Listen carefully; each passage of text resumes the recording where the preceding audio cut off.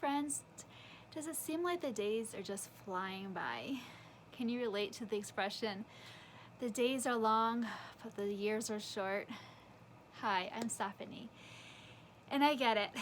As I'm winding down with the school year for my kiddos, my son is entering high school next year, my daughter's 7th grade, and it just feels like the other day. They were so little, and now they're growing up, and I just want to hold them on just a little longer, hold them on a little longer. Well, yes, life goes by so fast. It goes by so fast, which is why we have to be intentional about slowing down. Slowing down is going against the norm. It's going against the flow of society, the flow of everything else, right? Everything, the society says, do more, be more, faster, right? Slowing down doesn't mean that you're not ambitious, doesn't mean you're not driven, doesn't mean you don't care, doesn't mean you're lazy. Slowing down means that you savor, you treasure those little moments. You want to hold on to them a little longer. You know they are passing by so quickly. And again, so how do we put this into action? How do we intentionally slow down? We check in, right? We check in. Where are the pressures? Where do you feel the pressures? Is there something in life where you feel like you have to do more? Maybe you have to be on PTA, in order to quote unquote be a good mom, right? In order to, be there for your kiddos, you have to be on PTA. Maybe there's a pressure. Maybe it's having your kids in certain activities. You feel like you're constantly on the go. It's that pressure. Maybe it's how you run things around your house, the meals you serve. Where is the pressure to do more? Maybe it's in your business. You're content with where you are in business, but society is saying, push further, push more, do more. Checking in. Again, where do you feel that pressure? Kind of backing off of that. Where is good enough truly good enough? So often we can strive for perfection, right? We can strive to get things better and better and better, when really good enough is good enough, right? Maybe it's in your meals. You're serving healthy meals for your kiddos, but you feel, again, that you have to do everything from scratch, right? Maybe it's how you do your lawn. Maybe it's how you're showing up. Maybe you feel like you have to put on a full makeup load and everything, and that's not where you want to be. Again, find what feels good for you. Letting go of the pressures of what society is telling you have to do, checking in with your values, your priorities. Where is the line for you for good enough? Again, it doesn't mean you don't care, so maybe letting go of some of that guilt that comes with it, right? That we have to do more. We always have to be striving for more.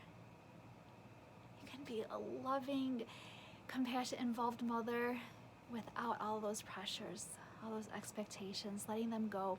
Find what feels good for you, creating the path that you want to be on, showing up how you want to show up.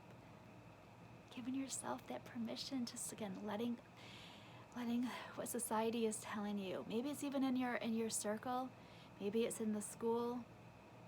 Letting go of those outside voices, connecting with your heart, connecting with what matters to you, creating the pace that feels good for you. Where do you feel a rush? Is it in your schedule? Do you feel like you're constantly going from activity to activity? Is it in technology that you're always feeling rushed? Is it in the mornings? You can be as specific. Maybe the mornings just feel rushed. How can you better prepare in the evening so that the mornings go a little leisurely?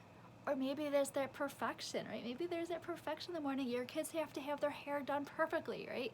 Let them experiment, let them try it themselves. Again, obviously it's all depending on their ages and their personalities. Maybe having them pick out their clothes, and if they mix match, it's okay as long as they're comfortable, right? Letting go of some of those expectations, those pressures, slowing the pace down. I invite you to find maybe even an evening or a day where you can just toss the schedule aside, right? You can toss it aside and just be present. There's no time crunches, no having to keep an eye on the watch or the phone. Maybe even setting the phone aside, go for a walk ride bikes, read books, play games, sit on the front porch. Maybe setting that phone aside and just being present. It could be maybe a Tuesday evening. Tuesday evening is just going to be schedule free, electronic free, whatever it looks like for you. Maybe it's Sunday afternoons. It's just family time. It's a time where you don't fill in every minute. It's a time where you don't have to, again, get chores done, but you can truly just be present. You can enjoy, slow it down. Maybe pretend we're a few decades in the past, right? Just finding those activities that just feel good for you, that allow you to, again, be present, to connect, to breathe.